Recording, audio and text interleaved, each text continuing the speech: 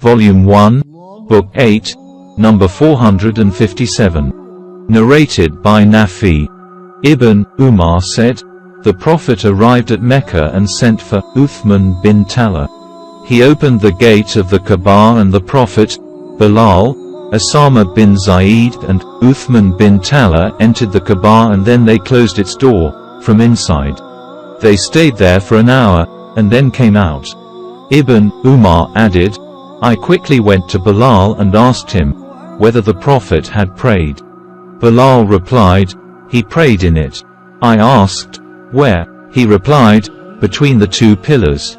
Ibn Umar added, I forgot to ask how many rakat he, the Prophet, had prayed in the Kaaba. Volume 1, Book 8, number 458. Narrated by Abu Hurairah.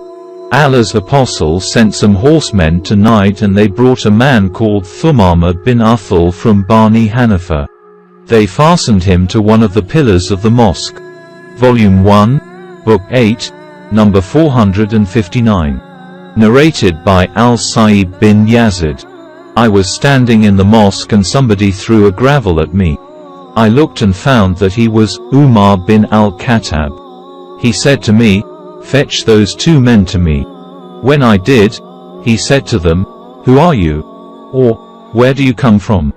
They replied, we are from Taif. Umar said, were you from this city, Medina? I would have punished you for raising your voices in the mosque of Allah's apostle. Volume 1, Book 8, number 460. Narrated by Ka'b bin Malik. During the lifetime of Allah's apostle I asked Ibn Abi Hadrad in the mosque to pay the debts which he owed to me, and our voices grew so loud that Allah's apostle heard them while he was in his house. So he came to us after raising the curtain of his room. The Prophet said, O Ka'b bin Malik. I replied, Labaik, O Allah's apostle. He gestured with his hand to me to reduce the debt to 1/2. I said, O Allah's apostle, have done it. Allah's apostle said to Ibn Hadrad, get up and pay it.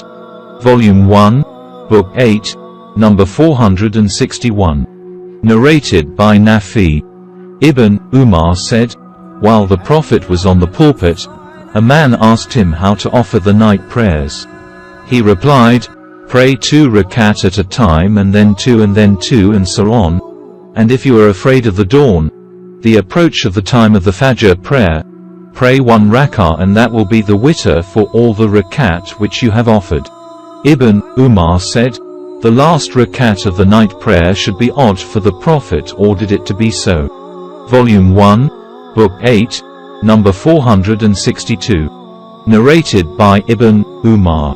A man came to the Prophet while he was delivering the sermon and asked him how to offer the night prayers. The Prophet replied, pray 2 rakat at a time and then 2 and then 2 and so on, and if you are afraid of dawn, the approach of the time of the Fajr prayer, pray 1 rak'ah and that will be the witr for all the rakat which you have prayed. Narrated Ubaydullah bin Abdullah bin Umar. A man called the Prophet while he was in the mosque. Volume 1, Book 8, number 463.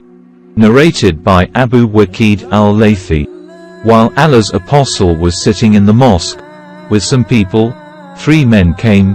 2 of them came in front of Allah's apostle and the third one went away, and then one of them found a place in the circle and sat there, while the second man sat behind the gathering, and the third one went away. When Allah's apostle finished his preaching, he said, shall I tell you about these 3 persons? One of them betook himself to Allah and Sir Allah accepted him and accommodated him. The second felt shy before Allah. Sir Allah did the same for him and sheltered him in his mercy, and did not punish him.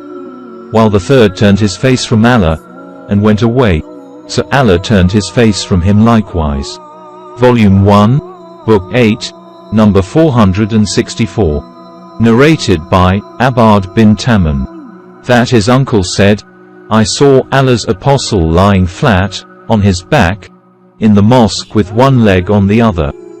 Narrated said bin al-Musayyab that Umar and Uthman used to do the same. Volume 1, Book 8, number 465. Narrated by Aisha, the wife of the Prophet. I had seen my parents following Islam since I attained the age of puberty. Not a day passed but the Prophet visited us, both in the mornings and evenings. My father Abi Bakr thought of building a mosque in the courtyard of his house, and he did so. He used to pray and recite the Quran in it. The pagan women and their children used to stand by him and look at him with surprise. Abu Bakr was a soft-hearted person and could not help weeping while reciting the Quran. The chiefs of the Quraysh pagans became afraid of that, i.e. that their children and women might be affected by the recitation of Quran. Volume 1, Book 8, number 466. Narrated by Abu Hurairah. The Prophet said, "The prayer offered in congregation is 25 times more superior, in reward, to the prayer offered alone in one's house or in a business center, because if one performs ablution and does it perfectly, and then proceeds to the mosque with the sole intention of praying, then for each step which he takes towards the mosque, Allah upgrades him a degree in reward and forgives, crosses out one's sin till he enters the mosque. When he enters the mosque he is considered in prayer as long as he is waiting for the prayer, and the angels keep on asking for Allah's forgiveness for him, and they keep on saying, O Allah, be merciful to him, O Allah, forgive him, as long as he keeps on sitting at his praying place and does not pass wind." See Hadith number 620. Volume 1, Book 8, number 467. Narrated by Ibn Umar or Ibn Amr. The Prophet clasped his hands, by interlacing his fingers. Narrated, Abdullah, that Allah's Apostle said, "O Abdullah bin Amr, what will be your condition when you will be left with the sediments of worst people? They will be in conflict with each other."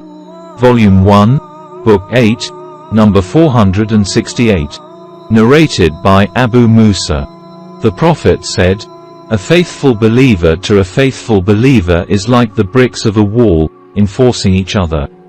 While saying that, the Prophet clasped his hands, by interlacing his fingers.